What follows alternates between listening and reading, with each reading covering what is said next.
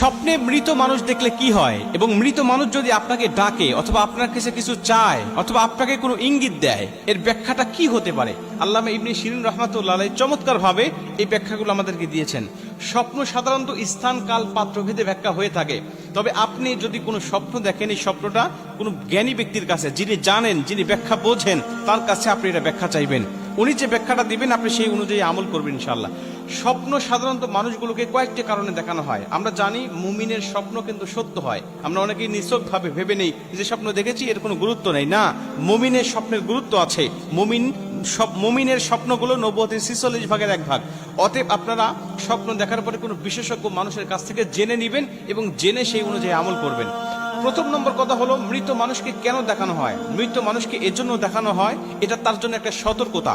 তিনি যে গতিতে চলতেছেন, তিনি যেভাবে তার লাইফটাকে এনজয় করছেন, যেভাবে তিনি পরিচালনা করছেন, হতে পারে এই গতির মধ্যে পরিবর্তন আনার জন্য আল্লাহ তাকে স্বপ্নটা দেখাচ্ছেন মৃত মানুষকে দিয়ে। মৃত মানুষ যেন তাকে এটাই স্মরণ করিয়ে দিচ্ছে যে অচিরেই আমার মতো তোমাকেও কিন্তু চলে আসতে হবে। তুমি যে ধারায় চলতেছো, যে গতিতে দুনিয়ার জমিনে পা ফেলাচ্ছ, এরকম ভাবে আর কিছুদিন পারবে না, তোমাকে আমার দিকে ফিরে আসতে হবে। অতএব তোমার গতির মধ্যে তুমি চেঞ্জ নিয়ে আসো, তুমি তোমার পরিবর্তন নিয়ে আসো, বেশি বেশি আমল করতে থাকো, নামাজ পড়ো, সত্য কথা বলো, সৎ পথে চলো। এই ইঙ্গিতটা প্রদান করার জন্য মৃত মানুষকে স্বপ্ন দেখানো হয়। এটা হলো প্রথম নম্বরে।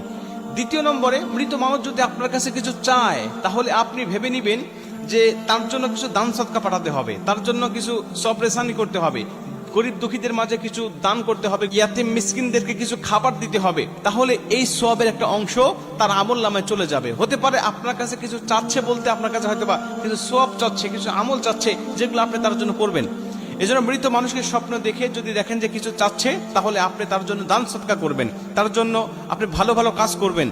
এটা হতে পারে যে আল্লাহ আপনার এই আমলটা তার আমল নামে পৌঁছায় দিবে। আর যদি কবরের মধ্যে কষ্টে থাকে, দুঃখে থাকে, আল্লাহ পাক হয়তো বা আপনার এই আমলের উসিলায় তাকে মাফ করে দিতে পারে। 3 নম্বরে, যে মৃত্যু ব্যক্তিকে আপনি দেখতেছেন, যদি দেখেন যে তিনি খুব রাগান্বিত অবস্থায় আছে অথবা খুব কষ্টের মধ্যে আছে, তাহলে বুঝে নিন যে হয়তোবা সে আপনার কাছে এমন কিছু চাচ্ছে বা এমন কিছু নসিহত ওসিহত তিনি রেখে গেছেন যেগুলো এখনো পূর্ণ হয় নাই, অথবা এমন কোনো ঋণ রেখে গেছে যে ঋণটা হয়তো আপনি ইচ্ছা করলে পরিশোধ করতে পারেন কিন্তু করেন নাই, অথবা আপনার নিয়ারেস্ট কেউ এই ঋণটা তার উপরে পরিশোধ করার দায়িত্ব রয়েছে, আপনি ইচ্ছা করলে তাকে বলতে পারেন।